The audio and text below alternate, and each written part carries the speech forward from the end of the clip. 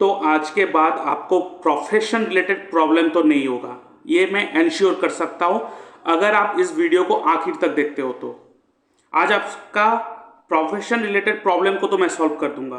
कैसे? देखिए, ये बहुत ही simple and one of the most effective formula of Bhrigu Nandi Nadi. ठीक है, आप कैसे डिसाइड कर सकते हो आपके प्रोफेशन को, और आगे अगर आपको कुंडली एनालिसिस करवाना है, आपका अपॉइंटमेंट बुक करना है, तो मेरे इस व्हाट्सएप नंबर पे मैसेज कर सकते हो।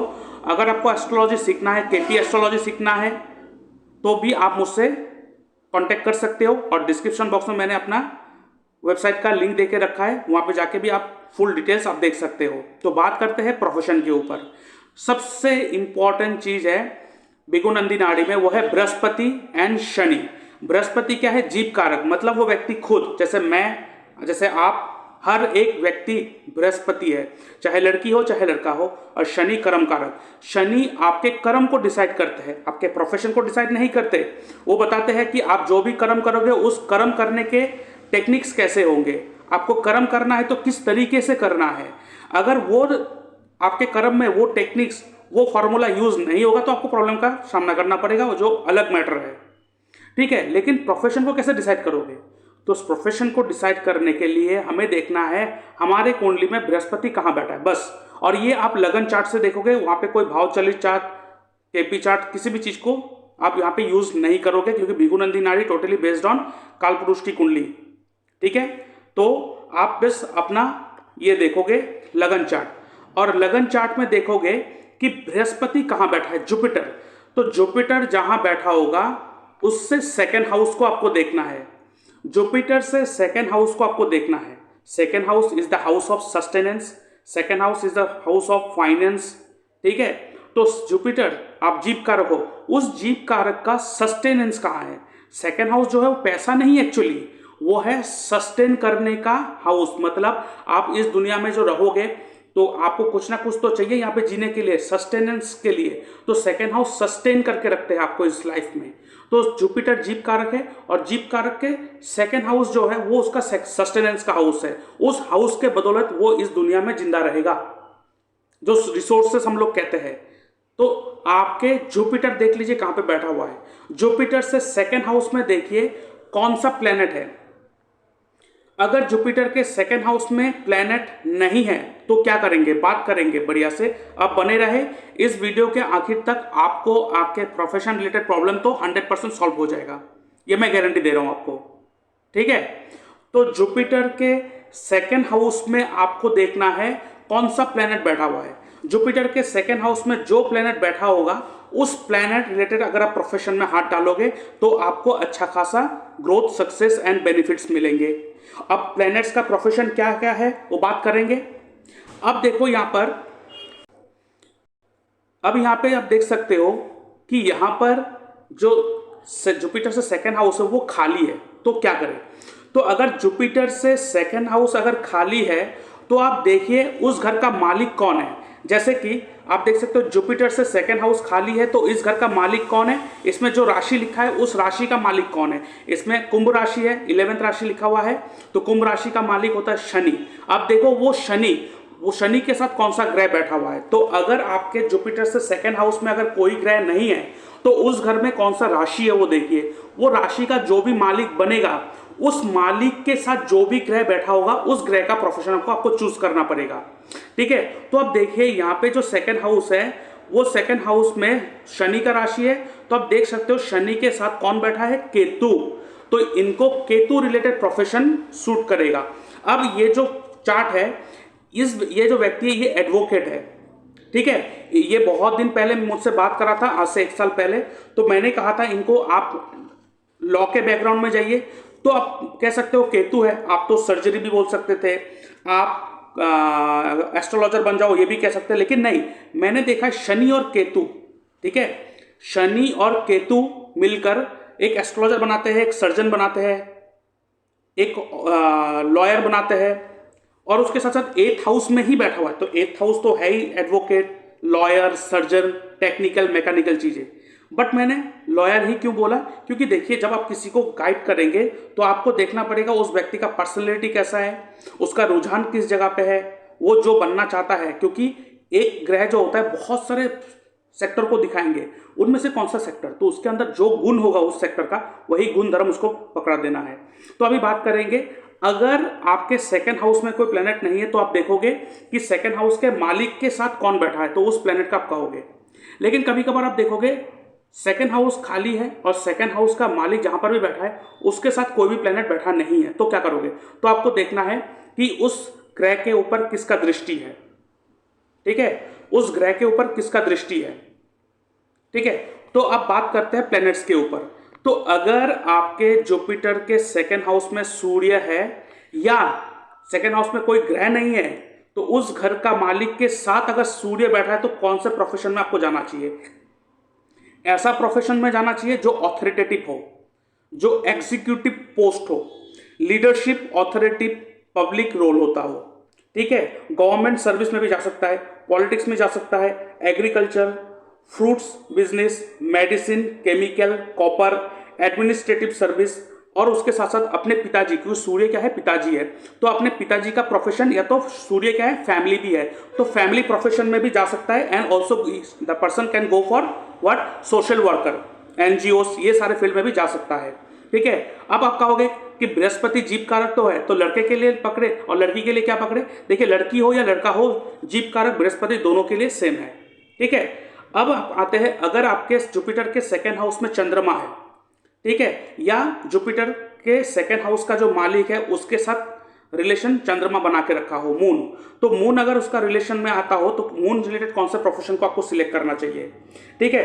फॉरेन सर्विस, ठीक है, ओवरसीज जॉब, मतलब foreign job, overseas job, multinational company, news, import export, water purification, water department, ठीक है, ऑल्टरनेटिव मेडिसिन, ठीक है, nursing, homeopathy, good use by ladies, any goods use by ladies, garment business, shipping, pharmacy, hotel and restaurant, food business, pearl merchant, pearl मतलब जो मोती के ऊपर deal करता हो, फिशरी डिपार्टमेंट, ठीक है। अब बात करते हैं, अगर आपके जुपिटर के सेकेंड हाउस में मार्स हो या जुपिटर के सेकेंड हाउस के मालिक के साथ मार्स बैठा हो, अगर सेकेंड हाउस खाली है तो, ठीक है, तो मार्स क्या बनाते हैं? मार्स बनाते हैं जियोलॉजिस्ट, ठीक है, engineer, real estate business, building materials, police, military, fire service, mining, geographer, potter, ठीक है, brick maker, surgeon, ordnance factory, sportsman, iron and steel industry, railway department, agriculture, उसके बाद एडमिनिस्ट्रेटिव जॉब भी जा सकते हैं, एंड लॉ डिपार्टमेंट में भी जा सकते हैं अगर मार्स इंडिकेट कर रहा हो। उसके बाद जुपिटर के सेकेंड हाउस में अगर मर्क्यूरी है या जुपिटर के सेकेंड हाउस अगर खाली है, तो सेकेंड हाउस के मालिक के साथ अगर मर्क्यूरी है तो आप कौन से प्रोफेशन में जा सकते हो? Teacher, lecturer, public speaker, researcher, lab attendant, teaching assistants, education department, banker, accountant, writer, publisher, astrologer, inspector, tax consultant, editor, bloggers, proof readers, telecom industry, journalist, mathematics, statistics, postal department, courier service, xerox and printing store, traders, grocery, storage, उसके बाद stationery shop, law department, clerk department, engineers, nursing, professor and vegetable sellers and botanist. तो इतने सारे field है, उनमें से आप उनको कोई भी पकड़ा दीजिए, ठीक है। इस तरह आप देखो, जैसे मैं आपको बताऊं, मेरे कुंडली में बृहस्पति जो है वो 12वें घर में बैठा है और उसके सेकेंड हाउस में मेरा सिंह राशि है, सिंह राशि, और उस घर में कोई प्लेनेट नहीं है, और सिंह राशि सूर्य होता है उसका मालिक, और सूर्य के साथ मर्क्यूरी बैठा है। तो मैंने कहा था मर्क्यूरी क्या है? एस्ट्रोलॉजर, तो मैं एस्ट्रोलॉजी कर रहा हूं, ठीक है। अब कहोगे मर्क्यूरी बिजनेस है, क्या मैं बिजनेस कर सकता हूं? लेकिन नहीं, देखिए, बिजनेस करेंगे या जॉब करेंगे या सर्विस ओरिएंटेड बिजनेस करेंगे, उसके लिए हमें अलग से देखना पड़ता है कि अगर मैं कहूं तो वो केपी के माध्यम से भी हम लोग देखते हैं और बिगुनंदी नाड़ी फॉर्मूला में भी देखते हैं। अगर आपके कुंडली में 10th हाउस जो है, जो कर्म का घर होता है, वो अगर 6th हाउस सिग्निफाई कर दे तो आप business day to day purchase sale का काम नहीं कर सकते, नहीं तो आपको लॉस का सामना करना पड़ेगा। अगर आपके 10th हाउस जो है वो 7th हाउस को सिग्निफाई कर रहा है, लेकिन सेकंड वेरिफिकेशन हम लोग लेंगे 7th हाउस से, अगर 7th हाउस भी 6th हाउस शो कर दिया, even 10th house is showing 7th house, तो अगर 7th हाउस का सबलॉट का नक्षत्र लॉट अगर 6th हाउस सिग्निफाई कर दिया तो भी सर्विस बेस्ड बिजनेस करना पड़ेगा, तो जॉब करना पड़ेगा। Day to day purchase and sales का बिजनेस करोगे तो लॉस होगा, तो वो अलग मैटर है, ठीक है। उसके बाद जुपिटर के सेकंड हाउस में अगर जुपिटर हो, मतलब सेकंड हाउस जुपिटर के वहां पे कोई भी प्लेनेट नहीं है, कोई भी राशि है, बृहस्पति का राशि है, और बृहस्पति खुद बैठा हो अकेला, ठीक है। तो बृहस्पति क्या बनाता है? लॉ डिपार्टमेंट, टीचर, गुरु, जज। जज जो है वो शनि से भी बना जाता है, ठीक है। जज, एडवोकेट, जो लॉयर होता है वो सारा शनि से भी देखा जाता है, ठीक है। Priest, education department, banker, managers, head of the department and astrophysicist, ठीक है। उसके बाद आता है वीनस। अगर आपके जुपिटर के सेकंड हाउस में वीनस बैठा हो, या सेकंड हाउस के जुपिटर से सेकंड हाउस के मालिक के साथ अगर वीनस का रिलेशन हो, तो लग्जरी आइटम, ठीक है। Venus luxury item, beauty product, designer, jewellers, perfume industry, high and liquors, juice, cold drinks industry, plastic surgeon, ठीक है, केमिकल इंडस्ट्री, होटल इंडस्ट्री, उसके बाद performers, artist, automobile industry, vehicle registration department, luxury tourism, marriage hall, catering service, ठीक है। उसके बाद financial organise huge halls, ठीक है। उसके बाद लग्जरी गिफ्ट्स, ठीक है। उसके बाद इवेंट मैनेजर्स, ठीक है, मैरिज या कोई भी इवेंट मैनेज करना, रेस्टोरेंट, होटल मैनेजमेंट, ये सारा। अब आता है राहु के ऊपर। अगर राहु जुपिटर से सेकंड हाउस में है, या सेकंड हाउस के मालिक के साथ अगर जुपिटर राहु है का रिलेशन है, तो केमिकल इंडस्ट्री, ऑकल्टिस्ट, ऑकल्टिस्ट मतलब यही सारा फील्ड, एस्ट्रोलॉजी, रेकी हीलिंग, तंत्र मंत्र विद्या, ये सब चीज़, ठीक है। उसके बाद ड्रिलिंग इंडस्ट्री, ठीक है, funeral homes, digging, electric industry, photo studio, photographer, ठीक है, cleaning substance, chemical, poison, leprosy department, intelligence agency, detective, scientist, overseas business, bomb manufacture, thief, चोर भी बन जाता है कभी कभार, ठीक है, ड्राइवर। उसके बाद pesticides industry, acid manufacture, snakes, research department, cigarette factory, ठीक है। उसके बाद incense sticks manufacturers, alcohol industry, tunnel engineer. उसके बाद underground mining, gas agency, petroleum and gas, archaeology department, slaughter house, meat seller, electronics, AI, artificial intelligence, any kind of technology, all those things are govern by Rahu.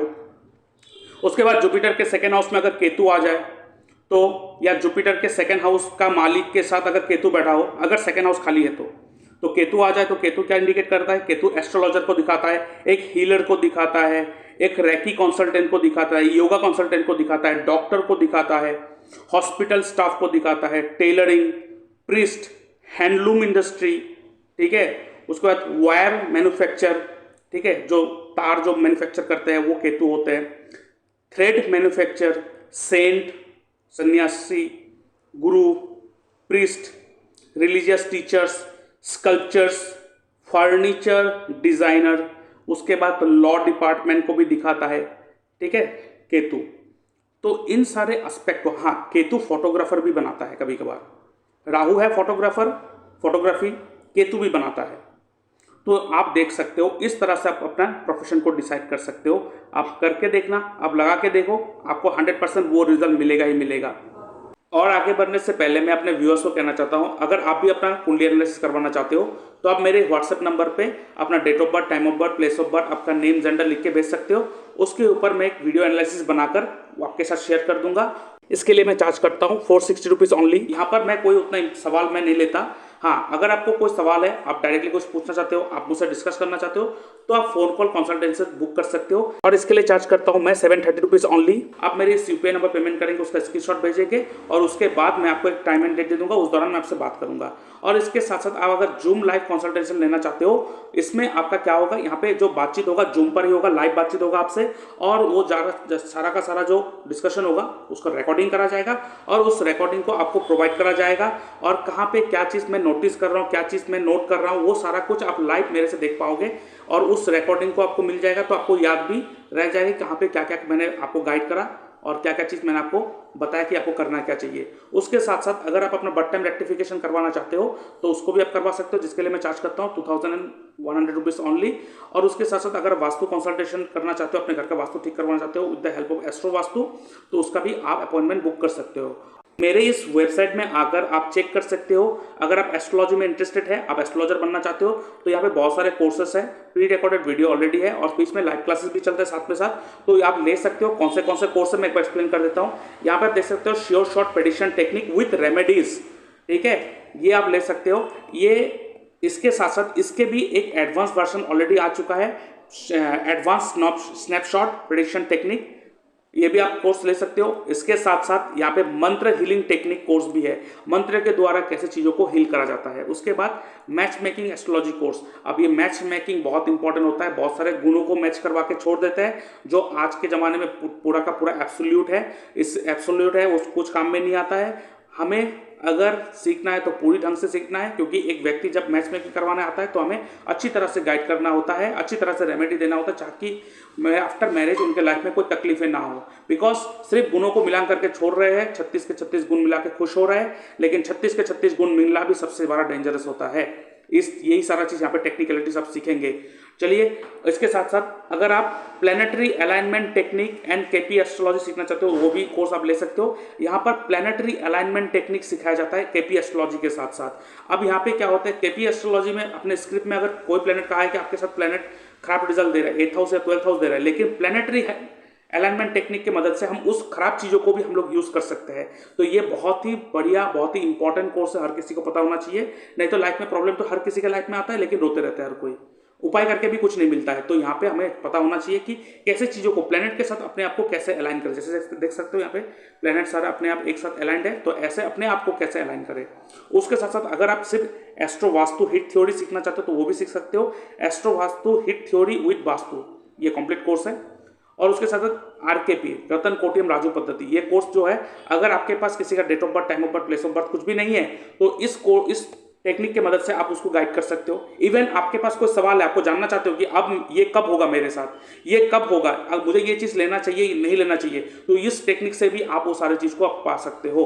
उसके साथ साथ आप देख सकते हो यहाँ पे जेमस्टोन एस्ट्रोलॉजी कोर्स भी आ चुका है, क्योंकि जेमस्टोन, क्वालिटी जेमस्टोन और उसके साथ साथ परफेक्ट जेमस्टोन को रिकमेंड करना बहुत ज़्यादा इंपॉर्टेंट होता है, क्योंकि जेमस्टोन आपके लक को चेंज कर सकता है। तो ये कोर्स भी आप ले सकते हो, प्री रिकॉर्डेड वीडियो है, वो ऑलरेडी आप उसको ले सकते हो। आफ्टर द कंप्लीशन आपको सर्टिफिकेट भी मिलेगा।